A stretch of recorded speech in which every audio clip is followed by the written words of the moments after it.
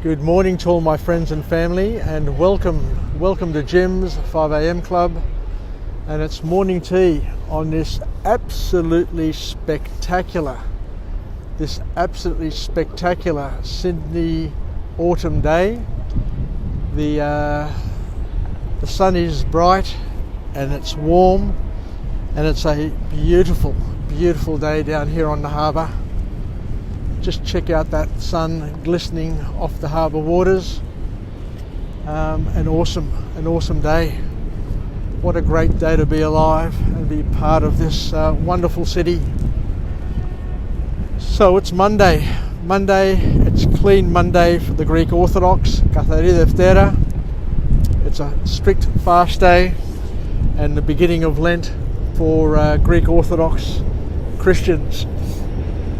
So what I'll do today is have a chat to you about a book summary that I read on the bus on the way in, and it's entitled Thrive.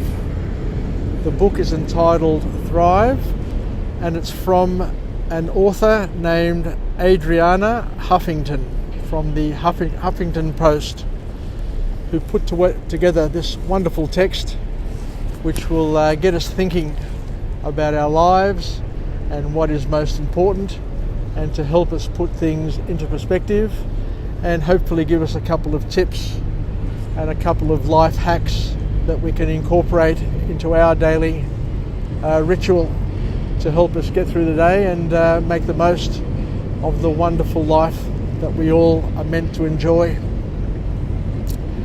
So Adrianna kicks off her book with a wonderful quote which gets instant attention, where she says that we mistakenly think that success is the result of the amount of time we put in at work instead of the quality of time we put in. The bottom line, according to Adrianna, is that there is more to life than just work. And the first structured point to come out of her book is that we need to consider adding a third metric to what success is and to what life's all about, in terms of the definition of success. So her suggestion is that the third metric that we add to the definition of success is thriving. Because most people, according to Adrianna, have a very distorted view of success based on only the two metrics of power and money. Now, just looking around at our social circles, how many people do you know who just are intoxicated with power and money, and they think that by having money or by having power, that those two ingredients are all that is necessary to have a fulfilling and a beautiful life. But Adrianna reminds us, and we all know this very, very well, because we hear it time and time again by many people, but we sometimes forget it, and we need to remind ourselves time and time again that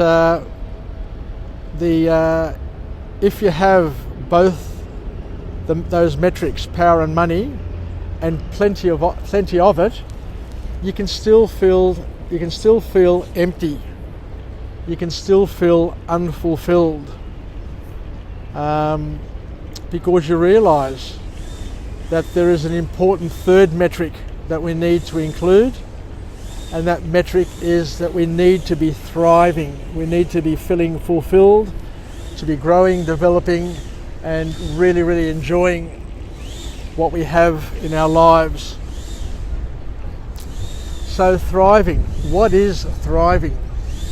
So according to the author, thriving is based on 4 key elements, and we'll go through each of those elements and get a taste of them. And the first element of thriving is the sense of well-being.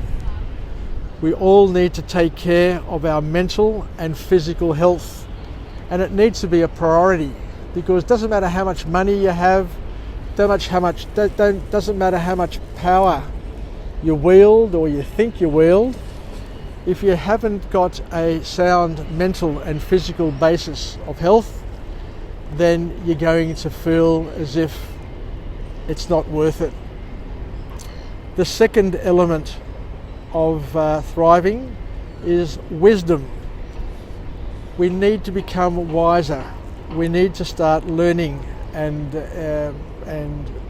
gaining more at a deeper level with true insights as opposed to superficial insights that we take on board from various people and various things and various sources. We all need to tap into our subconscious, into our inner being, into our faith, into our culture, into our traditions, and to extract the wisdom of the ages, the wisdom of all the people, all the good people who have come before us. So we need to learn to accept, to embrace these things at a deeper level and use these true insights to guide us to our future. The third element is that we need to live with wonder. We need to be curious. We need to be searching for opportunities to grow and develop.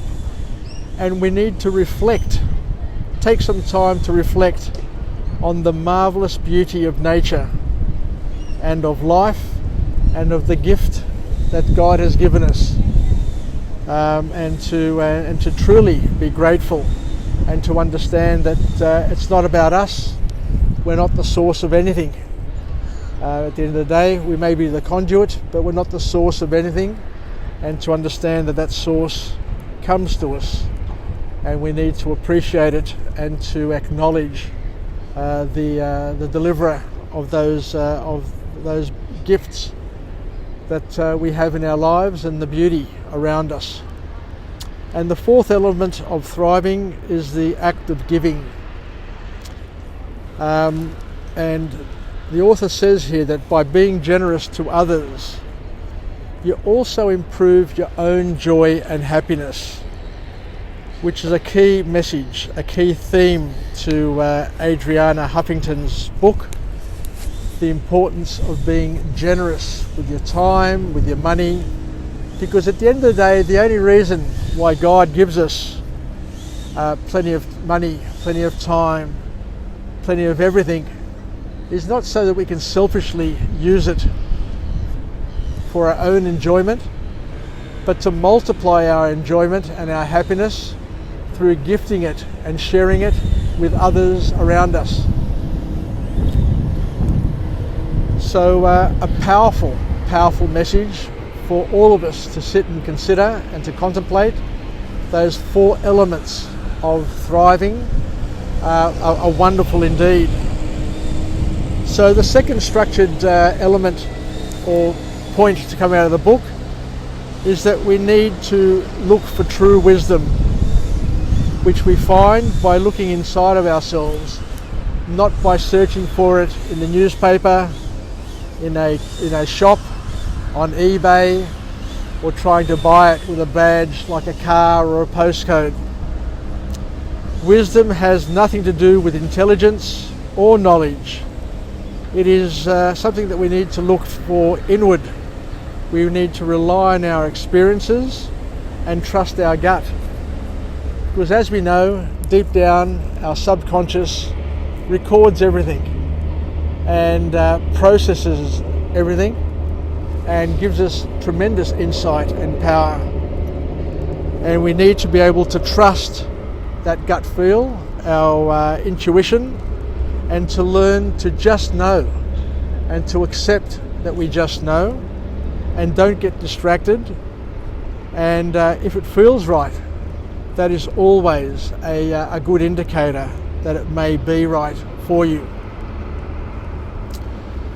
And the last thing that the author talks about is something that I think we all are aware of, that we need to stop spending so much time on our smartphones and looking at us smartphones and spending so much time being distracted from the present, from our present lives.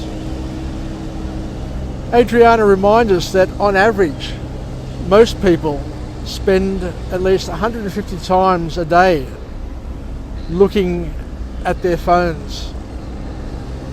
You know, you reach for the beeping, for the vibrating Pandora's box of distractions every 6 minutes. So I must admit, I'm hooked on my phone, and it's something that I guess we all need to address at some point in time,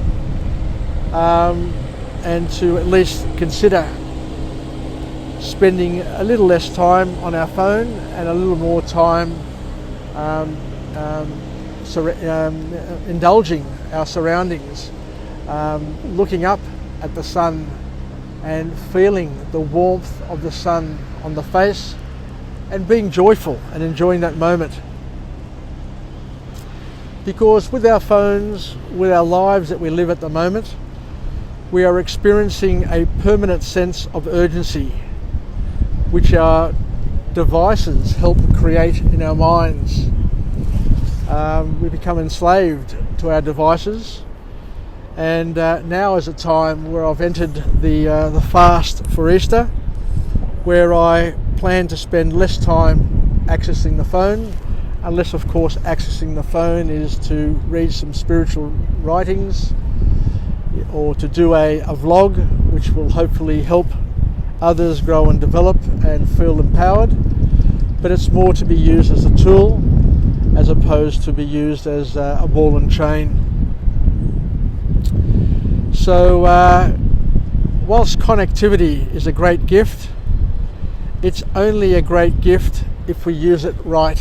If we use it in a way which helps us grow and develop, which uses us in a way to express ourselves and to express our love for the people around us, to be generous with our time and with our messages, and that what we do in order to allow others to feel better, to grow, develop, and to make the most of their days as well. So the call to action from the author is to try and turn off the notifications as best you can and focus intently on what is around you, what is in front of you, what is part of your life, your children, your partner, your family, your work friends, your work peers. Try and be less distracted, and to learn how to thrive is the message, the very, very powerful and potent message to come from Adrianna Huffington. So I think we'll finish up there and remind ourselves of our positive affirmation. I'm alive, I am well, and I feel absolutely great. To my friends and family, stay connected, stay committed, stay relevant, stay reasonable, and most importantly, let's learn how to thrive by spending more time on our well-being, which is our mental and physical health, our wisdom by taking our learning to a deeper level and learning true insights, by having wonder, reflecting on the marvellous beauty of nature and life around us and the gifts of God, and by learning how to give, be more generous to others, so that we improve not only their joy and happiness and fulfillment, but also ours as well. Thank you very much for joining me, and I look forward to coming to you again at lunchtime with another book summary, a message of empowerment to help us live, learn and pass it on, and hopefully we can learn how to be the wind beneath each other's wings. Filakia from Jim at Jim's 5am Club. Ke taleme. Bye for now.